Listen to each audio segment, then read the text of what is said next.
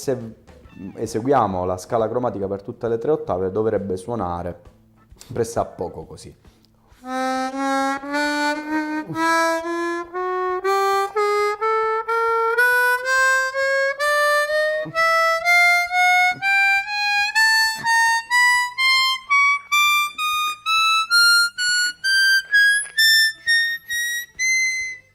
A cosa può servire saper utilizzare l'overblow e l'overdrive?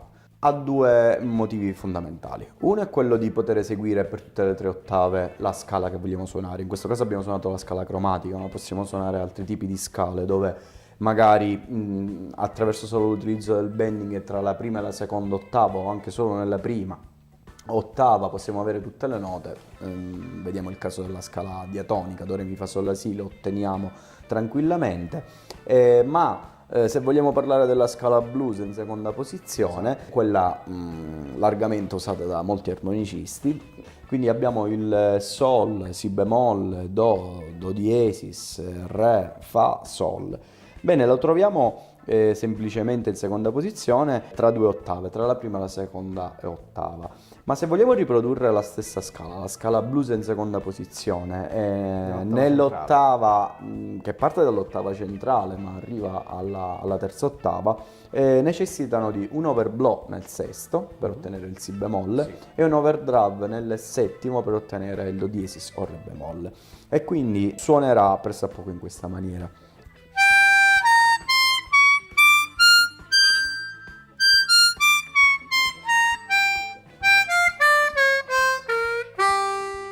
Questo è l'applicazione dell'overblow. Possiamo studiare dei temi semplici in delle posizioni magari inconsuete per intanto applicare l'overblow, perché poi possiamo abbinare una fase successiva quella che è invece la tecnica dell'overbend, dove alteriamo di semitoni la nota di partenza presa o con l'overblow o con l'overdrive. Quindi possiamo salire con un'armonica in do teoricamente, possiamo passare dal si bemolle fino al mi con l'overbend.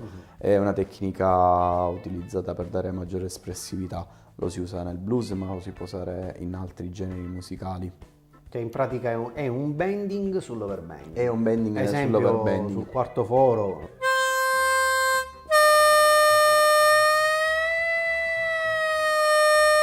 Anche in questo caso è importante, forse ancora più importante rispetto al bending, configurare e settare lo strumento in maniera adeguata e cercare di regolare il più possibile le note relative ai fori in cui dobbiamo fare. Questo è meglio farlo su tutti, secondo me, però in particolare attenzione bisogna concentrarsi su quelle note, quindi sul primo foro, sul quarto foro, sul quinto foro, sesto, settimo e nono.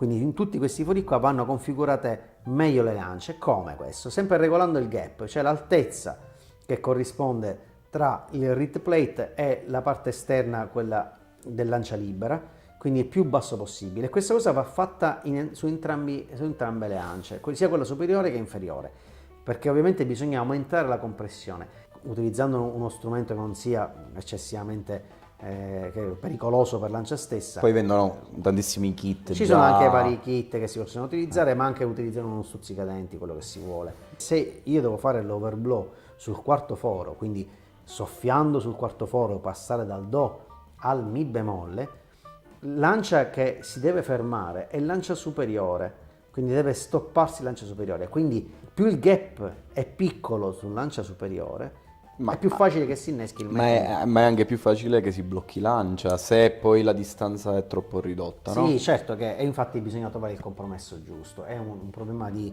regolazioni su regolazione, quindi fare tanti tentativi fino a quando non si riesce a ottenere il compromesso perfetto.